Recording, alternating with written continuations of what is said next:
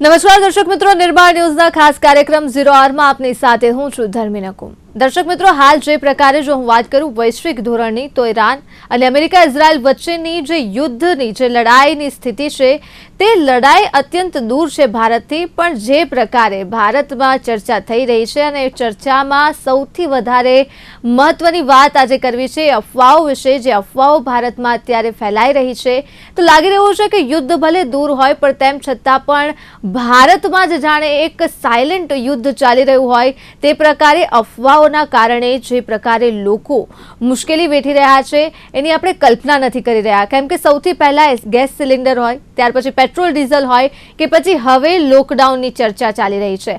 દરેક પરિસ્થિતિમાં સરકાર અવારનવાર સત્તાવાર ધોરણે અનાઉન્સમેન્ટ કરે છે કે ભાઈ આ કોઈ પણ માત્ર ને માત્ર અફવા છે, કોઈએ પણ આ અફવા ઉપર ધ્યાન દેવાની જરૂર નથી। પણ તેનાથી પણ વધારે દુઃખની વાત એ છે કે હવે લોકો સરકાર ઉપર ભરોસો કરવાની જગ્યાએ અફવાઓ ઉપર વધારે વિશ્વાસ કરી રહ્યા છે। શા માટે અફવાઓ ઉપર વિશ્વાસ કરી રહ્યા છે? શા માટે સરકાર બૂમો પાડીને કહેતી હોય છે કે આ માત્ર અફવા છે, આપણી પાસે ઈંધણનો પૂરતો જથ્થો છે, લોકડાઉન નથી થવાનું, અને તેમ છતાં પણ હવે લોકો માનવા તૈયાર નથી। એટલે એ પણ આ પરિસ્થિતિમાં પોતાને જ પૂછવા માટેનો એક સવાલ છે કે શા માટે હવે લોકો વિશ્વાસ નથી કરી રહ્યા। અને બીજી તરફ જ્યારે આ પ્રકારની પરિસ્થિતિ હોય તો લોકોએ પોતાની સમજદારી અને જે વિવેકભરી વાણી અને વર્તન છે વાપરવાનું હોય, પણ કમનસીબે આપણે ભારતમાં કંઈક વિપરીત જ પરિસ્થિતિ છે।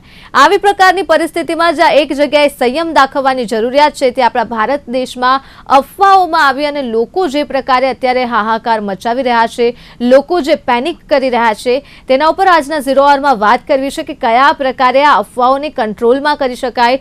સરકાર પોતાનો પૂરો પ્રયત્ન કરી રહી છે, પણ તેમ છતાં પણ ખામી ક્યાં રહે છે કે લોકો હવે આ અફવાઓ ઉપર ભરોસો કરી રહ્યા છે। ચર્ચા કરવા માટે આપણી સાથે જોડાયા છે મનોચિકિત્સક ડોક્ટર કલરવ મિસ્ત્રી, સાથે જોડાયા છે નિવૃત્ત પોલીસ અધિકારી આરસી પટેલ અને વિશ્લેષક જયવંત પંડ્યા। સૌપ્રથમ આપ ત્રણેય એક્સપર્ટનું હાર્દિક સ્વાગત છે નિર્માણ ન્યૂઝમાં। સૌથી પહેલા જો પટેલ સર શરૂઆત આપનાથી કરું, તો જે પ્રકારે આ વિષય સામે આવ્યો છે અફવાઓને લઈને, આ પહેલા પણ અનેક વખત આ પ્રકારની પરિસ્થિતિ ભારત જોઈ ચૂક્યું છે।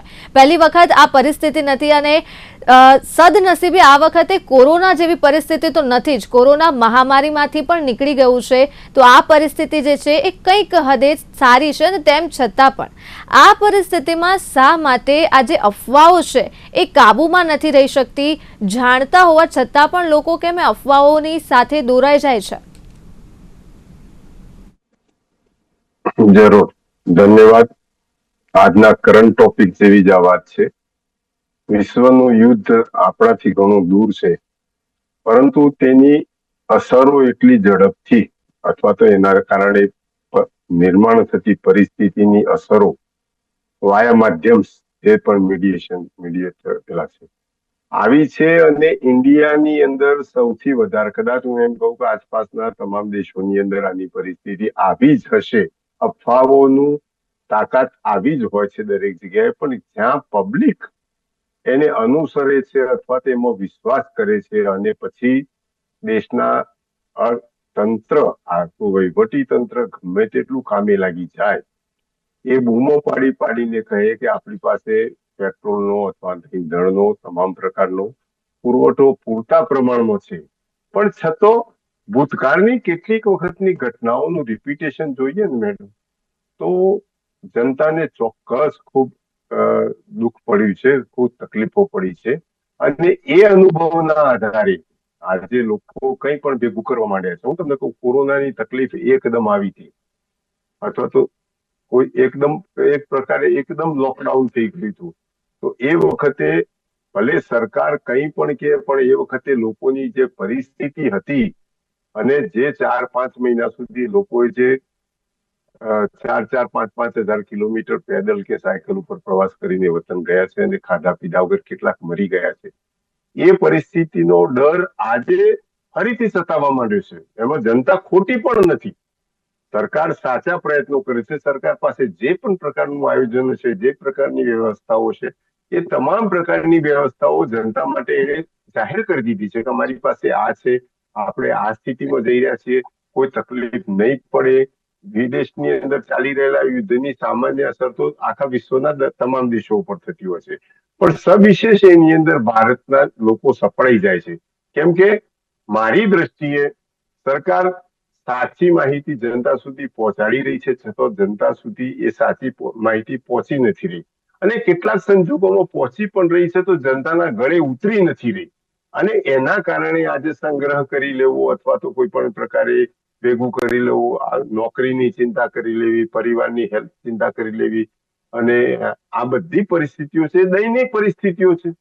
આજે પેટ્રોલનો પુરવઠો દૈનિક છે, અન્નનો પુરવઠો દૈનિક છે, કેટલીક બાબતો દૈનિક છે, કેટલીક સરકાર જે વાતો કરે છે દૈનિક વસ્તુ જ્યારે સરકાર પૂરેપૂરા પ્રમાણમાં અથવા તો અસરવાળા પ્રમાણમાં પણ પૂરી પાડશે ત્યારે ખરેખર જનતાએ આવી પ્રકારે દોડધામ કરી અને અફવાઓને સમર્થન કરવાની જરૂર નથી. અફવાઓ છે, પણ અફવાની તાકાત એટલી હોય છે કે જેની અંદર આપણા દેશની જનતા આવી જાય છે, અને પછી એક વખત અફવાનું આગળ વધવું શરૂ થઈ ગયું પછી એને કોઈ રોકી શકતું નથી. કોઈ નથી. જયવંતજી, શું કહેશો જે પ્રકારે અફવાઓ જાણતા હોવા છતાં પણ, કેમ કે પેટ્રોલ પંપ ઉપર જે વાહન ચાલકોએ લાઈન લગાવી હતી એમાં અઢળક એવા એજ્યુકેટેડ લોકો મેં જોયા હતા કે જેમને પૂરેપૂરું નોલેજ હતું કે અફવા છે, પોતે શા માટે આ લાઈનમાં ઊભા છે, ને તેમ છતાં પણ કહી શકાય ને કે ગાડરિયા પ્રવાહની જેમ તમામ લોકો એ લાઈનમાં ઊભા હતા. કોઈ પણ ભેદભાવ ન હતો એ લાઈનમાં, કોઈ પણ ક્લાસનો ભેદભાવ ન હતો, બધા જ લોકો એ લાઈનમાં ઊભા હતા. શા માટે આવી પરિસ્થિતિમાં લોકો પોતાની જે સામાન્ય બુદ્ધિ છે એ શા માટે ગુમાવતા હોય છે? આમાં બે ત્રણ કારણો છે. એક તો આપણે જે ભૂતકાળમાં સ્થિતિ અનુભવી હોય ને એ સ્થિતિ આપણે ટ્રોમેટાઇઝ થઈ જાય, એ આપણા મનમાં એટલી બધી પીડા રહી જાય છે ક્યાંક. એટલે કે આપણને એ સ્થિતિ આવશે. દાખલા તરીકે આપણે ગુજરાતમાં જોઈએ તો દુષ્કાળની સ્થિતિ વર્ષો વર્ષ રહી. એટલે જે પેલા સાયકોલોજીકલ હીલર છે એવું કે છે કે તમારે અનેક જન્મો સુધી કેટલીક વાર પીડા રહી જતી હોય છે. એટલે દુષ્કાળમાં જે સ્થિતિ થઈ હોય, યુદ્ધની સ્થિતિ થઈ હોય, એ બધી ક્યાંક ને ક્યાંક અસર કરે છે. હવે એ તો આખી આધ્યાત્મિક અથવા તો પેરાનોર્મલ વાત થઈ, પરંતુ જે અત્યારની સ્થિતિ છે એમાં દરેક જણ છે એ, અને આપણે એક બાળપણથી શિક્ષણમાં અથવા તો ઘરમાં જે પાઠ ભણાવવા જોઈએ એ ભણાવાતા નથી. કે દાખલા તરીકે રાષ્ટ્ર પ્રથમ એ વાત છે, પણ જયારે આપણે સ્વાર્થની વાત આવે છે ત્યારે આપણે સંગ્રહખોરી કરવા લાગીએ છીએ. કોરોનામાં પણ જોયું કે વેપારમાં જે અમુક વસ્તુઓ છે કેટલી વધી ગઈ હતી, રેમડેસિવિરના બ્લેક માર્કેટિંગ થવા લાગ્યા હતા. એ વખતે પણ અફવાઓનું જોર એટલું બધું હતું કે સરકારે કીધું હતું કે શ્રમજીવીઓનો જ્યાં છે ત્યાં જ રહો, કે બીજા બધા જ્યાં છે ત્યાં રહે. પરંતુ ત્યારે પણ અફવાઓ ફેલાવવામાં આવી અને એ લોકો ચાલતા નીકળી ગયા. આપણે ખબર છે કે પરિસ્થિતિ આવે તો મંદિરથી માંડીને અનેક સેવાભાવી સંસ્થાઓ એ વખતે જેમ ભોજન પહોંચાડવાનું કામ કરેલું જ હતું, અને અત્યારે પણ માનવું કે થાય તો કરે જ, પરંતુ એમ છતાંય આ પ્રકારની સ્થિતિ આવે. હવે બીજી વાત કે પેટ્રોલ ડીઝલની સ્થિતિ, તો આપણે યુક્રેન અને રશિયાના યુદ્ધ વખતે પણ પ્રતિબંધ હોવા છતાં ભારતમાં અમેરિકાનો એમની કહેવાય ને કે કુદ્રષ્ટિનો સામનો કરીને પણ આપણે પેટ્રોલ ને ડીઝલ રશિયા પાસેથી સસ્તા ભાવે ખરીદેલું છે, અને યુરોપને પણ આપણે વેચતા હતા. તો શું આપણે એનો સંગ્રહ ન કર્યો હોય? અને સરકાર છે સ્ટોક રાખે, અને સરકારને એ ખબર જ હોય કે આવી સ્થિતિ નિર્માણ થતી હોય ત્યારે આ પ્રકારનું ઇમરજન્સી સ્ટોક રાખવો પડે. ઈરાનના ચાબહાર પ્રોજેક્ટને આપણે પહેલી બજેટની 1 ફેબ્રુઆરીએ એને અટકાવી દીધો, તો એ તો સ્થિતિનો અંદાજ હોય જ સરકારને. એ સરકાર ઉપર ભરોસો રાખવો એ અતિ આવશ્યક છે. આમાં લાઈન લગાડીને પેલું કરવાથી આપણે પોતે હેરાન થઈએ છીએ અને બીજા બધાને પણ એલું કરીએ છીએ.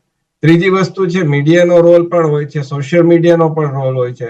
મીડિયા માટે સમાચાર બધા જ બતાવવા આવશ્યક નથી. કેટલીક વાર એવા સમાચાર હોય તો ત્યારે એને આપણે વિવેક બુદ્ધિથી વિચારવું પડે કે આ સમાચાર આપણે બતાવી દઈશું. માનો કે કોઈ એક પેટ્રોલ પંપ ઉપર અછત ઉભી થઈ અથવા તો એ લોકો લાઈન લગાવવા લાગ્યા, તો એ બતાવવાથી બીજા પેટ્રોલ પંપ ઉપર, બીજા રાજ્યોમાં, બીજા શહેરોમાં શું સ્થિતિ થશે એનો વિચાર કરીને કઈ પણ સમાચાર છે તો એને પહેલા એ વિચાર કરવો જોઈએ કે આનાથી શું અસર થશે. સોશિયલ મીડિયામાં આપણે કોઈ પણ વસ્તુ આવે તો એને તરત ફોરવર્ડ કરવા લાગીએ છીએ, અથવા તો ફેસબુક કે ઇન્સ્ટાગ્રામ ઉપર મૂકી દઈએ છીએ. આપણી હવે તો દરેક વ્યક્તિ છે પત્રકાર બની ગયો છે, એટલે એને કંઈક દેખાય તો તરત રેકોર્ડ કરી લે છે, ફોટો પાડી લે છે અને એ મૂકી દે છે. તો એમાં પણ વિચાર કરવો પડે કે આનાથી આપણાથી કોઈ અઘટિત કાર્ય અથવા તો કોઈ ઉશ્કેરણીનું કાર્ય, કોઈ તણાવનું કાર્ય અથવા તો કોઈ અરાજકતાની સ્થિતિ ઊભી થાય એવું તો આપણે નથી કરી રહ્યા ને. તો આ જી વિચાર કરીશું ને તો મને લાગે છે આવી સ્થિતિ નહીં ઊભી થાય. બિલકુલ ડોક્ટર કલરવ, જે પ્રકારે જયવંતજીએ વાત કરી, ખૂબ સાચી વાત કરી છે. અત્યારે જો આમ જોવા જઈએ ને તો સોશિયલ મીડિયા પર દરેક પત્રકાર છે, દરેક માણસ જજ બનીને બેઠું છે અને પોતાની વોટ્સઅપ યુનિવર્સિટી તો જે છે એ ચાલતી જ હોય છે, અલગ જ યુનિવર્સિટી ચાલે છે. તમારા મતે શું લાગે છે કે આ જે અફવાઓ ચાલતી હોય છે એ કયા પ્રકારે લોકોના માનસ ઉપર અસર કરે છે? કયા પ્રકારે, ખાસ કરીને જેમ મેં આગળ જણાવ્યું કે એવા લોકો હોય કે જેમને માહિતી ન હોય અને એ લોકો અફવા ઉપર વિશ્વાસ કરે તો એક ટાઈમ આપણે સમજીએ, પણ જે લોકોને માહિતી છે, જે લોકો એજ્યુકેટેડ છે, એવા લોકો શા માટે અફવા ઉપર વિશ્વાસ કરી રહ્યા છે? આ કયા પ્રકારની સાયકોલોજી છે એ જ નથી સમજાઈ રહ્યું. આને નોર્મલી મોબ સાયકોલોજી તરીકે ગણવામાં આવે છે. મિસ્ટર આરસી પટેલ અને જયવંતભાઈ બહુ ખૂબ જ સારી રીતે કહ્યું કે જ્યારે બી આવી કુદરતી હોનારત આવે કે આકસ્મિક આવી રીતે સ્થિતિ સર્જાતી હોય છે, ત્યારે નોર્મલી છે જેને એન્ટિસિપેટરી એન્ઝાયટી કહેવાય, મતલબ કે અકારણ ભય થવાનો ચાલુ થાય. આપણે સૌ બધા જાણીએ છીએ કે રોટી કપડા મકાન એ બેઝિક નીડ ઓફ માઇન્ડ છે, એટલે આપણા શરીરને, મનુષ્ય માટે રોટી કપડા મકાન ખૂબ જ જરૂરી છે. જ્યારે બી દૈનિક કે જીવન જરૂરિયાતની ચીજવસ્તુઓનો પુરવઠામાં કંઈ પણ તકલીફ થાય અથવા તો કોઈ પણ પ્રકારની અફવા આવે એટલે માણસ તરીકે એન્ઝાયટી થઈ જાય છે અને એમાં પેનિક એટેક્સ થવા મળે છે, જેને કન્ટિન્યુઅસ એને અકારણ વિચારો આવે, ગભરામણ થાય, બેચેની થાય, પરસેવો છૂટે. એને એન્ટિસિપેટરી મતલબ કે જો મને કોઈ તકલીફ થશે તો મારા ફેમિલીની સાર સંભાળ કઈ રીતે રાખીશ, મારા બાળકોની સાર સંભાળ કઈ રીતે રાખીશ, એમ કરીને પોતામાં હું પણ આવી જાય છે. આ સેલ્ફિશનેસના લીધે તેનામાં જે સોશિયલ જજમેન્ટ છે, જેમ કે જયવંત પટેલ સાહેબે કીધું કે જે સોશિયલ જજમેન્ટ છે જતું રહે છે, એના લીધે તે કઈ પણ પ્રકારનો બેબાળક થઈ જાય છે, અધીરો થઈ જાય છે અને આ પ્રકારની એક્ટિવિટી શરૂ થઈ જાય છે. બીજી વસ્તુ છે કે સોશિયલ મીડિયાનો ઇન્ફ્લુઅન્સ આવા સંજોગોમાં ખૂબ જ મહત્વનો ભાગ ભજવે છે. એટલા જ માટે સરકારનો ખૂબ જ મહત્વનો ભાગ છે. જ્યારે બી આવી યુદ્ધની સ્થિતિ સર્જાય છે તો સૌથી પહેલા આપણે લોકોની જાહેર જનતા છે અને જ્યારે પણ આવી મોબ સાયકોલોજી સર્જાય છે ત્યારે કોઈ પણ સાયકોલોજીનો સબ્જેક્ટ છે તે એન્ઝાયટી છે, ડર છે, માહોલ છે, દરેક કેટેગરીના લોકોમાં આવે છે. એવું નથી કે અનએજ્યુકેટેડ છે, પુઅર છે, ગરીબ છે કે એજ્યુકેટેડ છે કે ક્લાસ 1 ઓફિસર છે તેને ડર લાગવાનો નથી. આ પ્રકારની પરિસ્થિતિમાં તમે પોતાને કઈ રીતે મેચ્યોર રહો છો, તમે પોતે કઈ રીતે માનસિક રૂપે સ્વસ્થ રહો છો, ત્યારે આ જે સોશિયલ જજમેન્ટ સારું રહેશે તો આ પ્રકારનો પેનિક એટેકનો હાવ ઉભો નહીં થાય. સાથે સાથે અવેરનેસ અને અજાગતા રાખવાની ખૂબ જ જરૂરી છે. જેમ વાત કરી એમ પ્રમાણે કે આ પ્રકારનું એજ્યુકેશન જ્યારે બી, ચલો અત્યારે તે સ્થિતિ સર્જાઈ નથી, પણ અમુક જગ્યાએ સ્કૂલમાં, ટીચરોમાં અથવા તો જાહેર જનતાઓમાં પણ ગવર્મેન્ટ દ્વારા કે સોશિયલ મીડિયા દ્વારા કે મીડિયા દ્વારા એવું સરખામણ આવે કે જ્યારે બી યુઝની સ્થિતિ સરખાવે, પૂર આવે, વાવાઝોડું આવે કે કુદરતી હોનારત આવે કે ધરતીકંપ આવે, ત્યારે આવી કટોકટીના સમયે આપણે કઈ રીતે સોશિયલ નોર્મ્સ રાખવા, આપણે ઇથિક્સ અને મોરલ અને ડિસિપ્લિનમાં રહીને સાથે મળીને કઈ રીતે સહિયારો પ્રયત્ન કરો જેથી આપણે આ પરિસ્થિતિમાંથી બહાર આવી શકીએ અને મનોબળ સ્ટ્રોંગ રાખી શકીએ. બિલકુલ ડોક્ટર કલરવ, આ પ્રશ્નની સાથે જ મારો એક બીજો પ્રશ્ન એ છે કે જે પ્રકારે આપણે કહ્યું કે જ્યારે એન્ઝાયટી થાય છે ત્યારે કોઈ પણ ક્લાસ, વર્ગ, ગરીબ, અમીર કશું જ મહત્વનું નથી રહેતું. બિલકુલ સાચી વાત છે, પણ જે પ્રકારે સરકાર કહી રહી છે કે આ માત્ર એક અફવા છે, લોકો સાંભળે પણ છે અને તેમ છતાં પણ વિશ્વાસ કેમ નથી કરી રહ્યા એ નથી સમજાઈ રહ્યું. જયવંતભાઈએ કીધું ને એ પ્રમાણે થાય છે કે એને કહેવાય છે મોબ સાયકોલોજી. મોબ સાયકોલોજી ઊંડાણપૂર્વક સાયકોલોજીનો સબ્જેક્ટ છે. એમાં સ્પેસિફિકલી આવી કટોકટી, મહામારી સમયે માણસમાં કઈ રીતે પેનિક થાય છે, એન્ઝાયટી થાય છે, એનું સરસ ઉદાહરણ આપેલું છે.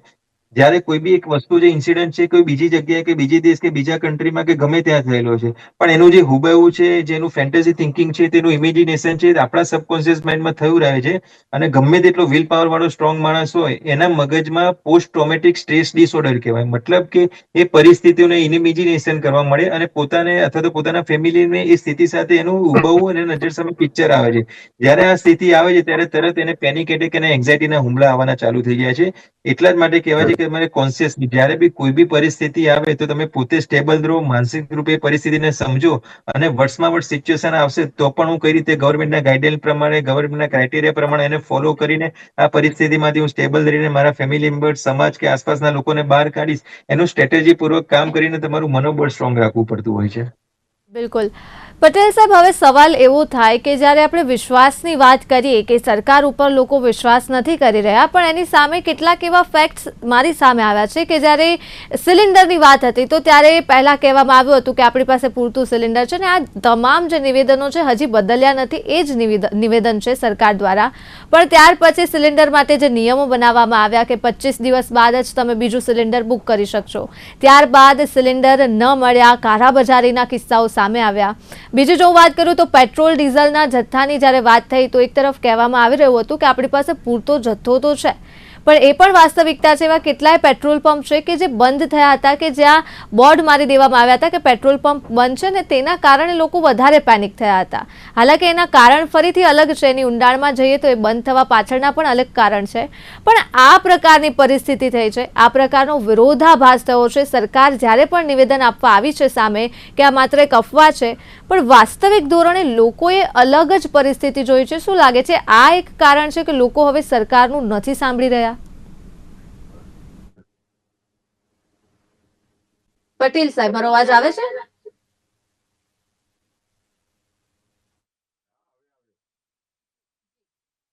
હેલો, જી જી, હવે આવ્યો તમારો. શું જી કીધું? આપે મારો સવાલ સાંભળ્યો? નથી સાંભળ્યું. હું કહી રહી હતી કે જે પ્રકારે સરકારની વાતો ઉપર લોકો વિશ્વાસ નથી કરી રહ્યા, કેમ કે પરિસ્થિતિ કંઈક હોય છે, વાસ્તવિક ધોરણે વાસ્તવિકતા અલગ હોય છે. એટલે પેટ્રોલ ડીઝલનો જથ્થો છે, ઈંધણ છે એવું સરકાર કહે, પણ પેટ્રોલ પંપ સામે આપણને બંધ જોવા મળ્યા. કેટલા એવા પેટ્રોલ પંપ છે કે જે બંધ થયા અને લોકોએ પેનિક કર્યું. સિલિન્ડર ઉપલબ્ધ છે, આપણી પાસે રાંધણ ગેસ છે, પણ તેની સામે પછી પોલિસી પણ બનાવવામાં આવી કે 25 દિવસ પછી તમે બીજું સિલિન્ડર બુક કરાવી શકશો. શા માટે આ પોલિસી આવી અને હજુ પણ કાળાબજારી થઈ રહી છે સિલિન્ડરની, એ પણ એક વાસ્તવિકતા છે.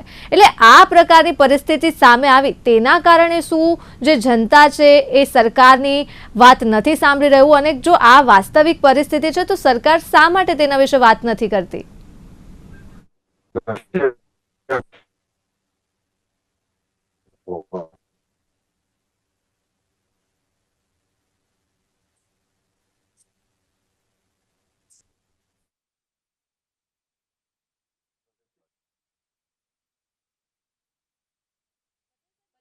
આપને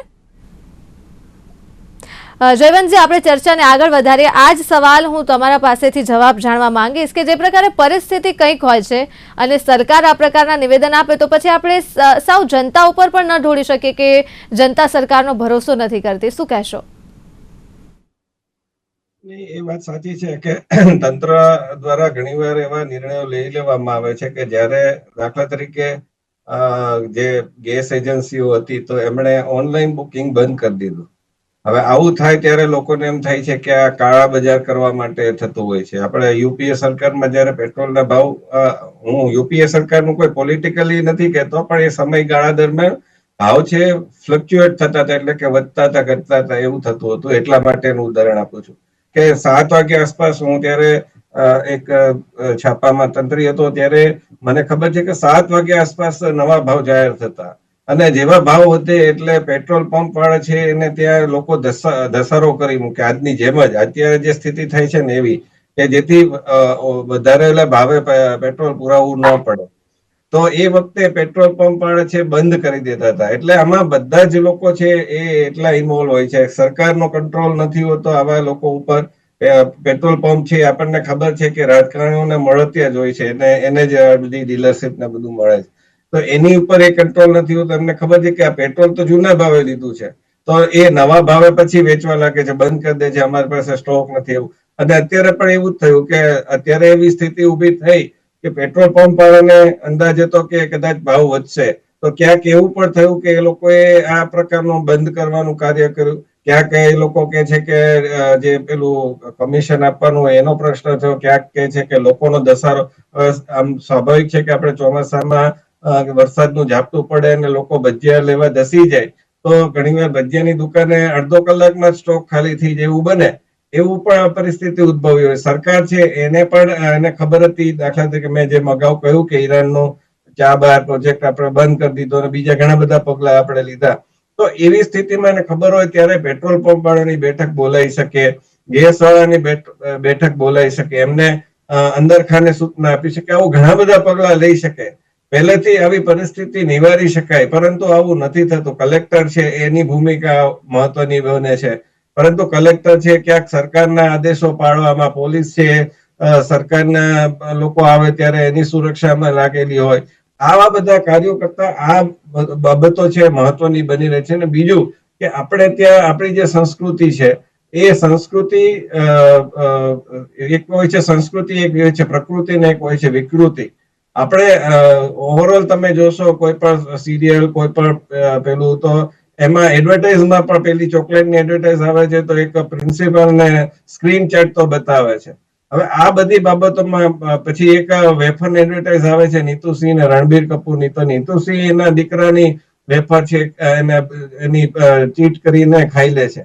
તો આવી બધી બાબતો બતાવે છે કે ક્યાંક આપણા મનમાં આપણું પોતાનું કરી લેવું, આપણે પહેલા પોતે બધું મેળવી લેવું, આ જે એક સ્વાર્થની વૃત્તિ ઘર કરી ગઈ છે, તો એના કારણે આ બધી પરિસ્થિતિ થાય છે. ત્યારે આ અરાજકતા ઉભી થાય છે. આપણે કોઈ મંદિરમાં, હમણાં ઉત્તર પ્રદેશમાં એવો બનાવ બન્યો હતો કે જ્યાં કોઈ બાબાનું પેલું હતું, ત્યાં પ્રસાદ લેવા લોકોએ પડાપડી કરી મૂકી. જો ધર્મ સ્થળમાં આવી વસ્તુ થતી હોય, ઉપાસના સ્થળમાં આવી વસ્તુ થતી હોય કે જ્યાં તમે મારું નહીં પણ તમે પહેલા લ્યો, આવી સ્થિતિ જયારે આપણે સંસ્કૃતિમાં માનતા હોય એને ઉદ્ભવે તો સાચી વાત કહેવાય. બાકી સંસ્કૃતિ, પ્રકૃતિ ને વિકૃતિ, પ્રકૃતિ એ છે કે આપણે ભોજન જોઈએ છીએ, વિકૃતિ એ છે કે હું બીજાનું ભોજન છીનવીને ભોજન કરી લઉં, ને સંસ્કૃતિ એ છે કે જરૂર પડે તો હું મારું ભોજન બીજાને આપી દઉં.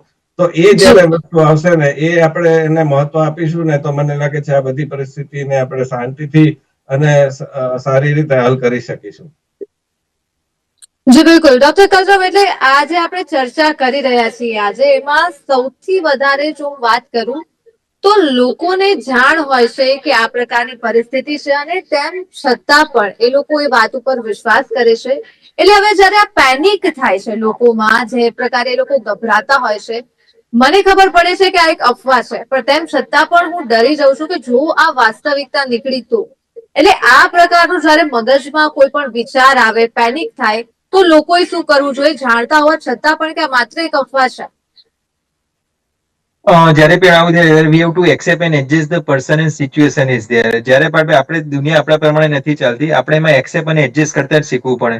પણ આજકાલ આપણે જોઈએ છીએ કે અધીરાયનો જમાનો છે, દેખાદેખીનો જમાનો છે, આપણે રઘવાયા થઈ જઈએ છીએ. તો જે પેશન્સ છે, પેશન્સ રહેતી નહીં. આ પેશન્સ જયારે નથી રહેતી ત્યારે આપણે સમય સૂચકતા ભૂલી જઈએ છીએ, અને સોશિયલ જજમેન્ટ કે કયા સિચ્યુએશનમાં આપણે કઈ રીતે મોરલ અને ઇથિક્સ સાથે આપણે લોકો સાથે વર્તવું અથવા તો આપણી સાથે વર્તવું એ ગુમાવી બેસે છે. જયારે પણ ગુમાવી બેસે છે ત્યારે ઓટોમેટિક આપણામાં જે ક્રૂરતા છે, ધૃણા છે, અથવા તો રિવેન્જ કે બદલા લેવાની ભાવના છે, કે હું પણ છે, જે સ્વાર્થીપણું છે, જેમ પંડ્યા સાહેબે કીધું, એ બધું એટલું બધું નેગેટિવિટી હેવી થઈ જાય છે કે જેના લીધે તમારું પ્રકૃતિ કે જે તમારી પર્સનાલિટી છે એ એગ્રેસિવ થઈ જાય છે અને નાર્સિસિક પર્સનાલિટી થઈ જાય છે કે પેલા હું મારું સાચું, મારા ફેમિલીનું સાચું, દુનિયાનું જે થવું હોય થાય. એના માટે એને કઈ પણ પ્રકારની એન્ટી સોશિયલ એક્ટિવિટી કે ગુનારી પ્રવૃત્તિ કરવી પડતી હોય તો પણ એના લખવા માટે એ લોકો પ્રેરિત થઈ જાય છે. આના પરથી ખબર પડે છે કે તમારી સમય સૂચકતા અને તમારી માનસિક સ્થિતિ કેટલી જરૂરી છે. આના માટે સૌથી પહેલા જયારે બી આ પ્રકારની કોઈ પણ કુદરતી હોનારત આવે અથવા તો એના સંજોગો ઉભા થાય તો તમારે ગવર્મેન્ટના અમુક જે ક્રાઇટેરિયા છે એ પ્રમાણે ગાઈડલાઈન ફોલો કરવી પડતી હોય છે. WHO ઓફિશિયલી ડિક્લેર કર્યું છે કે અમુક લોકો જે નેશનલ સિક્યુરિટી સિસ્ટમો જયારે બી કુદરતી હોનારત આવે તો પબ્લિકને કઈ રીતે જાણ કરવી, મીડિયા લોકોને બી અમુક પ્રકારની એડવાઇઝરી એ લોકોએ જયારે ભણતા હોય છે, સ્ટડી કરતા હોય ત્યારે આપેલી જ હોય કે આવી કુદરતી હોનારતમાં આપણે કઈ રીતે આઈડેન્ટિફાય કરવું. આપણને ખબર છે કે મહિના પહેલાથી આ પ્રકારના દેશો છે કે જેના લીધે કટોકટી સર્જાશે, તો આ દેશો જે સમાજમાં કે વિશ્વમાં 70 કે 80% ઓઇલનો પુરવઠો કે ગેસનો પુરવઠો કે રિફાઇનરી છે તે પુરવઠો આગળ જતા આપણે પ્રિડિક્ટ કરી શકીએ કે વધારે હોનારત થશે તો આ જ નુકસાન થશે, આપણું ઇનપુટ છે જે પેટ્રોલનું છે, ગેસનું છે, એ બધું બંધ થઈ જશે. તો આના માટે આપણે પહેલેથી પ્રિપેરેશન રાખવી પડે અને ગવર્મેન્ટે સૌથી પહેલા એ લોકોને પ્રિડિક્ટ કરવા પડે અને જો અને તો ઉપર છે. ગવર્મેન્ટે એનાઉન્સ કરવું પડે પબ્લિક ઉપર કે જો ભવિષ્યમાં 3-4-6 મહિના પછી બી જો આ સંજોગી સમજાશે તો પેનિક થવાની જરૂર નથી, તમે આટલું કરો, અમે કહીશું એ પ્રમાણે ફોલો કરશો, બ્લાઇન્ડલી ટ્રસ્ટ રાખશો, એમ કરીને જો પહેલેથી પ્રિપેર કરવામાં આવે તો જયારે બી આવી આકસ્મિક સ્થિતિ આવે છે ત્યારે આપણે પબ્લિકને પણ શાંત પાડી શકીએ, સિચ્યુએશનને બી હેન્ડલ કરી શકીએ અને સાથે મળીને કઈ વચ્ચેનો રસ્તો પણ કાઢી શકીએ.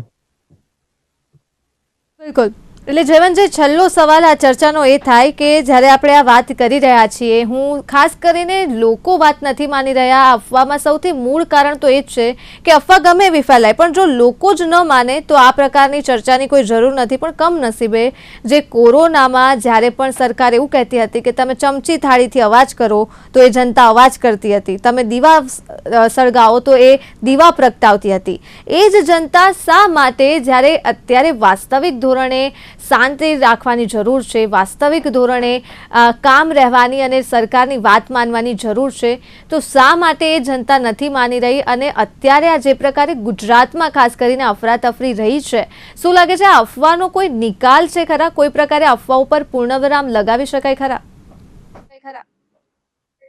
લગાવી શકાય એના ઘણા બધા રસ્તા છે જ. ઇન્ટરનેટ બંધ કરવું, વોટ્સઅપમાં હવે ધીમે ધીમે 5 જણાને જ ફોરવર્ડ કરી શકાય છે એવું થાય છે. એટલે બહુ એક્સ્ટ્રીમ પરિસ્થિતિ થાય તો સરકાર આવા ઉપાયો કરી શકે.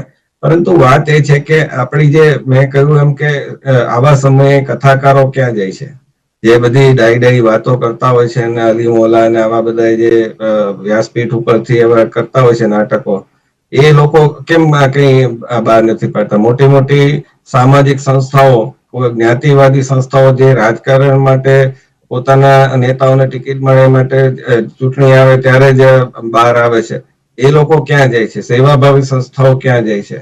આવા સમયે એ લોકોએ પરિસ્થિતિને સંભાળવાની આવશ્યક છે, અપીલ કરવાની આવશ્યક છે. પેટ્રોલ પંપે જરૂર પડે તો સ્વયંસેવક તરીકે આવી જવાની આવશ્યકતા છે. આજે શ્યામલ 4 રસ્તા પાસે પેટ્રોલ પંપ ઉપર લાઈન હતી તો પોલીસને ત્યાં પરિસ્થિતિ સંભાળવા માટે આવવું પડ્યું હતું. આ બધું છે ને એ આવશ્યક છે. આપણે હવે એ વિચાર કરવાનો ને આપણે માત્ર યુદ્ધ સમયે કે આવા સંકટ સમયે જ આગળ આવીએ એવું મહત્વ નથી. તમે જે કીધું કે ત્યારે બધા દીપ પ્રાગટ્ય કર્યું હતું ને થાળી વગાડી હતી, પરંતુ એ શરૂઆતનો તબક્કો હતો ને લોકોને ટ્રેન કરવાના હતા આ પરિસ્થિતિ માટે. ત્યારે લોકોને પણ એટલો અંદાજ નહોતો કે આગળ જતા પરિસ્થિતિ શું થશે. એટલે શરૂઆતમાં તો બધાને ઉત્સાહ હોય એટલે બધા એમાં જોડાયા. કેટલાક વૈચારિક વિરોધીઓ પણ, રાજદીપ સરદેસાઈ ને આવા ઘણા લોકો છે એ સરકારનો વિરોધ ઘણી બધી બાબતમાં કરતા હોય, એ પણ જોડાયા. પણ પછી જયારે સ્થિતિ ખરેખર વિકરાળ બને છે અથવા તો થોડીક ગંભીર પણ બને છે, હવે આપણે ત્યાં શું થઈ ગયું છે કે અભાવ નથી રહ્યો. પહેલાના સમયમાં અભાવ હતો ને ત્યારે આવી સ્થિતિ નહોતી સર્જાતી. લાલ બહાદુર શાસ્ત્રીજીએ ઉપવાસની વાત કરી ત્યારે કોઈ એમ નતું કીધું કે સરકાર છે નિષ્ફળ ગઈ છે. લોકો એમની વાત માની લીધી હતી ને એકટાણું કરવા લાગ્યા હતા, સોમવાર કરવા લાગ્યા હતા. પરંતુ અત્યારે સ્થિતિ એ છે કે આપણે ઇન્ટરનેટ હોય કે પછી કઈ પણ ભોજન મગાવવું હોય તો બધું 5 મિનિટમાં મળી રહેશે. આપણને પાણી છે 24 કલાકમાં મળી રહેશે. આપણે છત જ જોઈ છે, અછત જોઈ નથી. એના કારણે આ સ્થિતિ ઉદ્ભવે છે કે સહેજ પણ આપણને કઈ પણ ઇન્ટરનેટ બંધ થાય અથવા તો આવી કોઈ સ્થિતિની ચિંતા થવા લાગે એટલે આપણે બેબાકડા બની જઈએ છીએ, બહારા બની જઈએ છીએ. તો એવું ન થાય એનું આપણે આવશ્યક ધ્યાન રાખવું પડે. એના માટે જે કંઈ આપણે ડિઝાસ્ટર મેનેજમેન્ટના પાઠ શીખવાડવા પડે. ભૂકંપ આવે ત્યારે શું કરવું, યુદ્ધનું સ્થિતિ સર્જાય ત્યારે શું કરવું, આવું કોરોના જેવી મહામારી આવે ત્યારે શું કરવું, એ બધું શીખવાડવું પડશે હવે. બિલકુલ જયવંતભાઈ, આજે આપણે જે ચર્ચા કરી છે ક્યાંક અફવા ઉપર પૂર્ણવિરામ લાગે, જે પ્રકારે આપે પણ સજેશન્સ આપ્યા છે તેને લઈને સરકાર કંઈક ધ્યાન આપે અને અફવાઓ ઉપર પૂર્ણવિરામ લાગે.